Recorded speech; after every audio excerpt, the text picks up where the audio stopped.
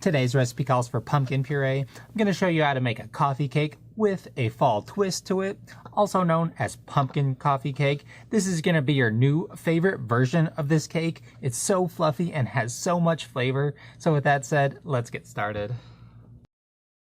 The first thing we need to do to make this sweet fall treat is preheat the oven box. Set the temp to 350 Fahrenheit or 176 degrees Celsius. While that is becoming all hot and bothered, we can start making the cake. We'll first make the streusel for the middle layer. Snag a small holding apparatus. To that, dump in half a cup or 100 grams dark brown sugar. Once in the bowl, break up any large sugar clumps. This will help ensure things will be properly mixed together. Following the sweet stuff, add in half a cup or 60 grams all-purpose flour. Before we sift it into the bowl, we'll add some flavor dust, also known as 2 tablespoons ground cinnamon. Okay, now we can sift the dry stuff into the sweet stuff.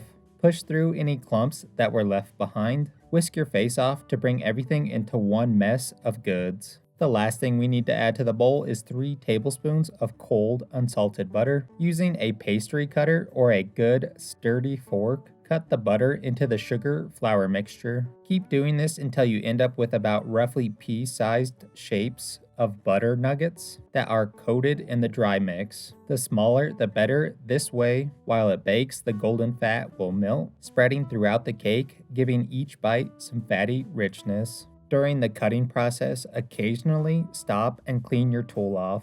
Things will start to stick and build up. We need to clean it off so it gets mixed in. Keep cutting and cleaning until the mixture looks something like this. Give it a small taste test and adjust the seasoning as needed with a few pinches of coarse ground kosher salt. Whisk the salt into the things. Once done, set it aside so we can move on to the next step, which is making the streusel for the top now. Snag a slightly larger holding apparatus. To that, add half a cup or 100 grams dark brown sugar. Break it up again if needed. Next, sift in half a cup or 60 grams of all-purpose flour, 1 1/2 teaspoons cinnamon, 1 teaspoon ground mace. Push through any clumps that were left behind. Give it the whisk to combine it all into one. Toss in 4 tablespoons of cold unsalted butter. Repeat the same exact cutting procedure like before until we reach the same end result. Also, give it a sprinkle of salt as well. Alright,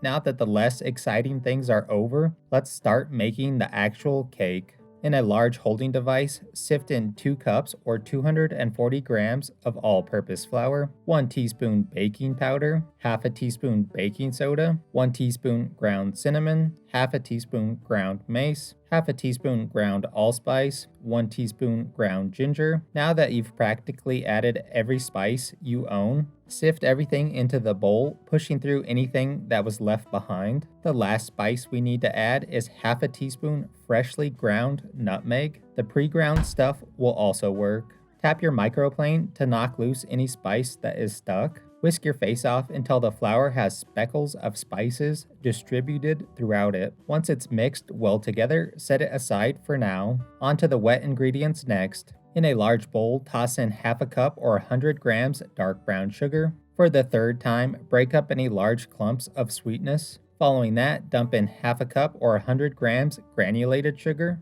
Whisk to combine the 2 cavity creators into one giant diabetes mess. Once you're happy with your mixing work, we need to add in 2 large room temp eggs. It's best practice to crack your eggs in a separate container. This way we can pick out any shells if necessary. Give the sugars and eggs a quick mixer. We want to start the process of the sugars being dissolved into the eggs. Do this for a few minutes or until things do not feel gritty in texture anymore. Following that, pour in half a cup or 118 mils of a neutral tasting oil. Scrape the measuring device clean, no reason to waste ingredients. Next, dump in 4 ounces or 113 grams of plain Greek yogurt, or you can also use sour cream. Following the yogurt, add the main ingredient of the recipe, also known as 1 cup or 244 grams of pumpkin puree. Ensure you use puree and not pumpkin pie filling. We're making a cake, not a pie today.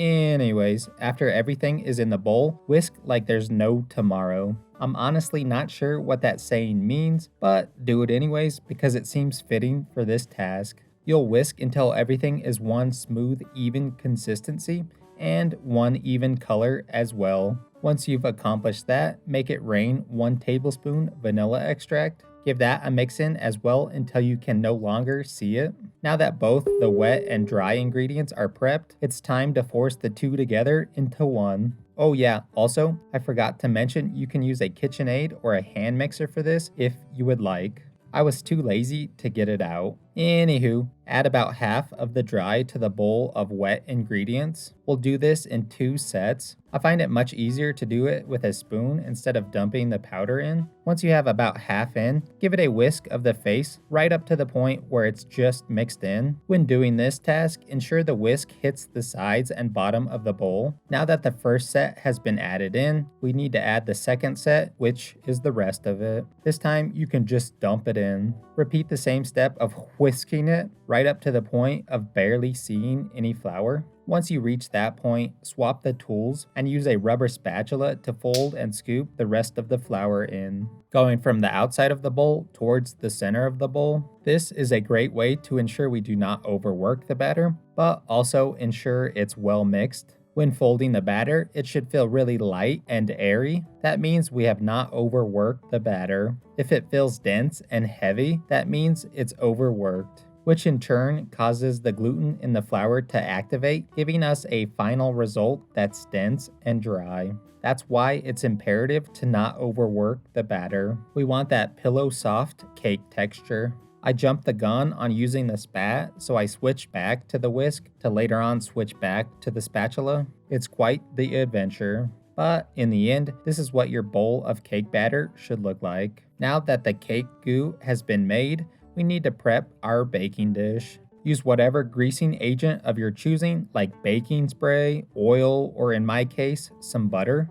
Whatever you decide to do, ensure you grease the sides and corners of the pan really well. We can't have any cake casualties out there. If using regular oil, use a paper towel to spread it around. If using cooking spray, ensure to soak up any excess oil that may be pooling and collecting in the bottom of the pan. If you don't get rid of the excess spray or oil, it'll cause the cake to have a soggy bottom, and nobody likes a soggy bottom in any form. If using butter, use your fingy to spread it to ensure everything has been coated well. When you're happy with how well the pan has been greased up, it's time to make it rain the cake batter. Drop in about half of the orange stuff. I find it easiest to use a spoon that has a large shovel head to it. Once in the baking pan, use a small offset spatula to smooth the batter into one even layer of goods. Or you can also use whatever tool you have on hand to do this. When doing this task, use a light, gentle touch to spread it out. We do not want to deflate our cake batter.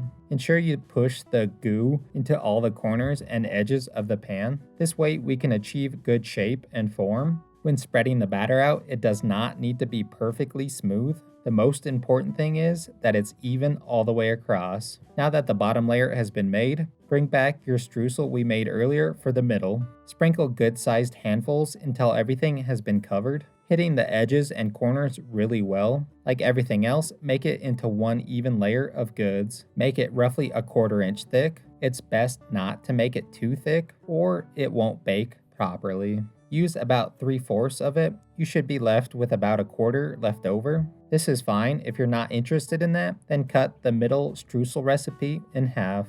Once you have your first layer built, very lightly press the streusel into the cake batter. When you've laid the gentle hurt down, add the rest of the cake batter to the baking dish. When adding the last of the goods, I recommend putting it in long lines next to one another across the streusel.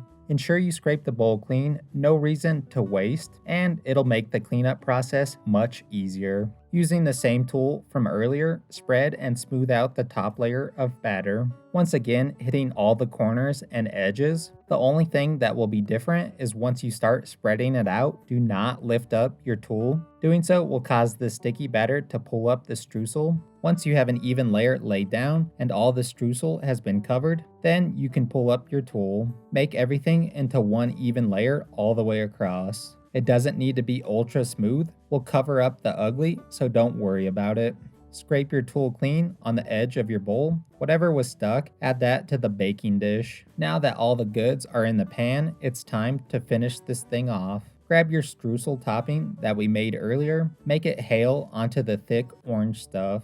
Starting on one end, working towards the opposite end, covering every little nook and cranny, meaning the edges and corners. This next step is optional, but you can also throw on any leftover streusel. Just keep in mind, since it'll be a thick layer of stuff, not all of it will become crackly and crunchy when baked. Or at least in my case, the center didn't become very crunchy in texture. If you're not into that, forget putting the leftover goods on the top. No matter what you decide, make sure it's in one even layer though. Once it's all decorated, lightly pat down the streusel so it sticks. Give the pan a once over to clean off any cake batter that may be on the edges or the outside walls. If you didn't, this stuff would burn and it's not fun to smell or clean. Once it's good to go, snag the pan of stuff. Oh man, what the heck? It wasn't supposed to happen like that. Apparently, you shouldn't slap it too hard. Anyways, let's try that again. Gently snag the baking dish of raw ingredients. Toss it into the preheated oven on the middle rack for the best results. Set a timer to bake this pumpkin delight for 30 to 35 minutes or until a cake tester mostly comes out clean. A little fun fact, it took me 2 tries to make this video. The first time, the streusel ratio of ingredients was off, so it didn't work like I wanted it to. But I figured it out, obviously. All that to just say, things don't always work the first time you try, which can be frustrating, but in the end, as long as you learned what not to do next time, you just become better at whatever it is you're trying. So, that's enough motivational talk. Back to our cake.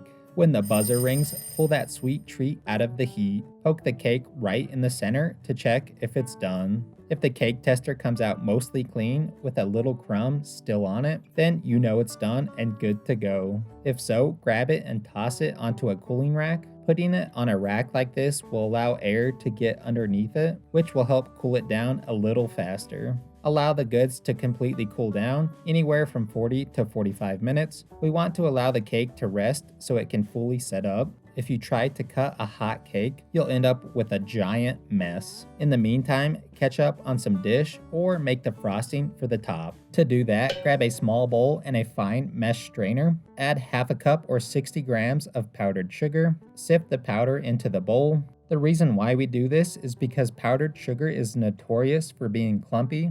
We want to break those clumps up so we can end up with an ultra smooth frosting. Push through any clumps that were left behind. Following the sugar, make it rain 2 tablespoons of that Canadian gravy, also known as maple syrup. Whisk your face off to combine these 2 ingredients together. It's going to be thick, so you'll have to put some effort into it. I added another small splash to help thin it out just a touch. Give it a taste test and adjust the seasoning as needed with coarse ground kosher salt. If you want more of a maple flavor, add little bits of syrup in at a time until you hit what you like. Do small bits because we don't want too thin of a frosting. If you want something that's sweeter and thicker, then add more powdered sugar. Also, don't be too shy with the salt here. The sweet and salty flavors take this cake to the next level. Once your little heart is content with the consistency and flavor of your frosting, let's jump back to check on the cake. If it's completely cooled down, let's start decorating this thing.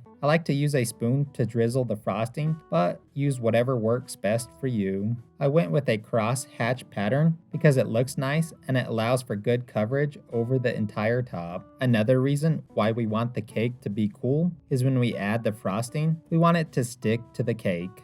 If it was still warm, we would end up with a giant runny mess of frosting. Allow the frosting to slightly harden for a few minutes or until you run out of patience. Let's cut into this thing. Save your pan from being damaged and use a plastic spatula to cut it. Do your best to cut it into equal sections. I absolutely suck at doing this, so best of luck to you on that endeavor. Scrape your spat clean before you make the next cut. Doing so should help give you better looking pieces. Once you have your pieces cut, grab your favorite dessert plate to plate this thing up. If you have any frosting left over, you can decorate your plate with it. Make this cake to share and eat while you're carving some pumpkins with the squad, or make it and don't tell anyone so you can keep it all for yourself.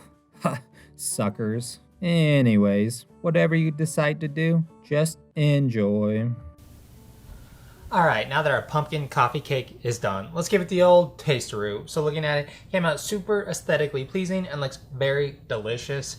It has that orange hue to it, of course, because of the pumpkin in there. Then we got that little line through the middle for that traditional coffee cake look. The crumble on top looks super tasty, and the glaze also makes it look extra bougie and enticing. The cake itself looks super soft and it looks like it's going to be nice and light and airy. So enough said, let's give it a shot.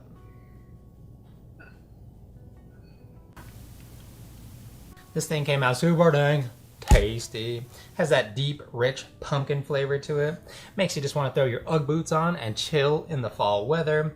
All those spices that we sprinkled in there really drive home that nice, rich pumpkin flavor. Makes you feel all warm and cozy on the inside. Then we get a bit of sweetness. It's not overpowering by any means. And the salt we added in the crumble and the filling and the glaze really helps counterbalance against the sweetness. It's a nice combination of both. Then we get a faint hint of that maple from our glaze that we added on the top, and it pairs so well with the pumpkin. And we also get a faint hint of vanilla extract as well. Texture-wise, the cake is super light, airy, and fluffy, and it's just almost like a pillow. Then that filling that we added is kind of gooey and delicious as well. The crumble that we sprinkled brings a little bit of crunch factor to the table. Overall, this thing is just super dang tasty. This recipe is super simple to knock out, and it's the best way to start the fall season. You can make this cake any which way you want. Maybe get rid of the oil and use some brown butter instead, or get real bougie with it and make your own pumpkin puree, which sounds like way too much work. That's why I didn't do it. But anyways, hopefully you enjoyed today's video. Thanks for watching. I made a soup that I need to go put away, so I'm gonna go do that, and we'll see you on the next one. We get a nice, rich, deep fattiness. A deep. So spices. Then all those spices. Then we get that faint hint of the nice and fall-esque in the cake. The cake.